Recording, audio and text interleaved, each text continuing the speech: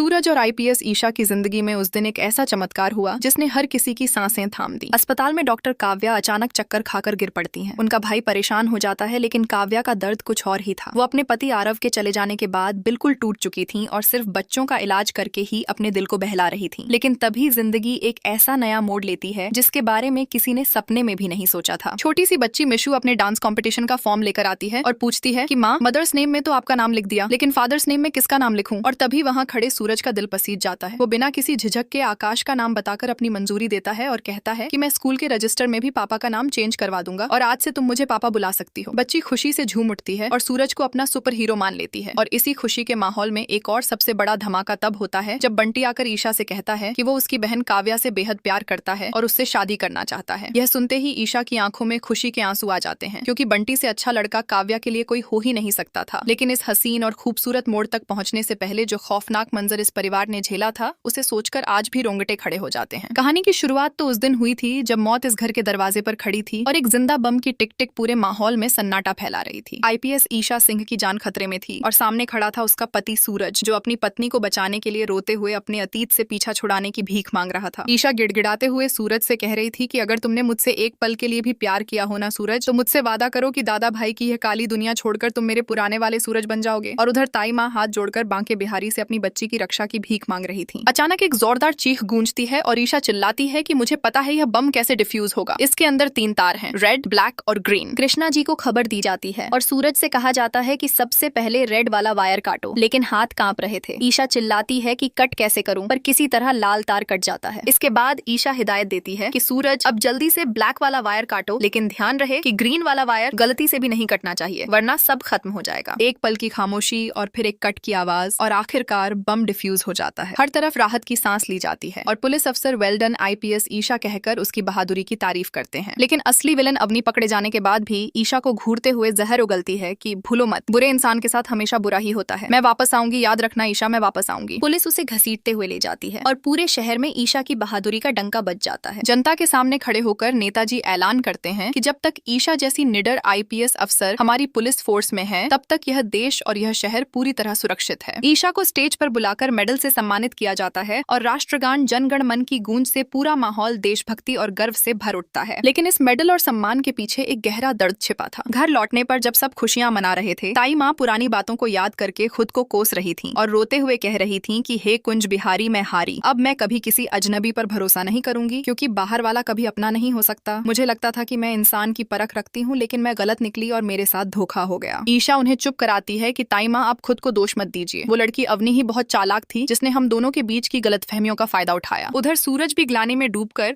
ईशा से माफी मांगता है कि ईशा जी, मेडल आपको मिला है, लेकिन अवनी को इस घर में लाने की गलती मैंने ही की थी। मैं ही उसके हर झूठ को सच मानता रहा और आपकी बात नहीं सुनी। पर ईशा उसके सीने से लगकर कहती है कि नहीं सूरज, कसूर तुम्हारा नहीं है। आज हम वादा करते हैं कि अब कभी किसी तीसरे को अपने बीच में नहीं आने देंगे। ईशा मुस्कुराते हुए वो मेडल सूरज के हाथ में थमा देती है और कहती है कि मेरी खुशी के लिए इसे मैं रख लेती हूँ, लेकिन इसकी असली हकदार तुम ही हो, क्योंकि अगर तुम एंड मोमेंट पर मेरी मदद नहीं करते और प्लान बी का पता नहीं लगाते, तो आज मैं जिंदा नहीं होती। सूरज की आंखों में आंसू आ जाते हैं और वो प्यार से ईशा की चोट का ख्याल रखने लगता है। ईशा जब देखती है कि सूरज पैर लटकाकर बैठा है, तो वो उसे डांटने के अंदाज में कहती है कि तुम चुपचाप पीछे टेक लगाकर बैठो, पत्नी का हुक्म है, और फिर उसके लिए एक पैरों का मसाजर लेकर आती है। सूरज शर्माते हुए कहता है कि अरे ईशा जी, मर्द हूँ मैं। और अमिताभ बच्चन जी ने भी फिल्म में कहा था कि मर्द को दर्द नहीं होता, जिस पर ईशा हंसते हुए उसका मजाक उड़ाती है कि हाँ हाँ, बड़े आए माचो मैन और ब्रह्मचारी, अभी देखती हूँ दर्द होता है कि नहीं। अगली सुबह घर में एक अलग ही रौनक देखने को मिलती है। ईशा खुद रसोई में जाकर गर्मा गर्म आलू के पराठे और देसी मक्खन बनाती है और सबके लिए सूरज की स्पेशल A1 चाय परोसती है। पूरे परिवार को एक साथ बैठकर नाश्ता करते देख ताई माँ की आंखों में खुशी के आंसू आ जाते हैं। ईशा आज ऑफिस से छुट्टी ले लेती है और जब ताई माँ कहती हैं कि बेटा आज तो तेरा दिन है, लोग तुझे सैल्यूट मारेंगे, तो ईशा दिल छू लेने वाली बात कहती है कि ताई माँ, मेरे लिए बाहर वालों के सैल्यूट आए।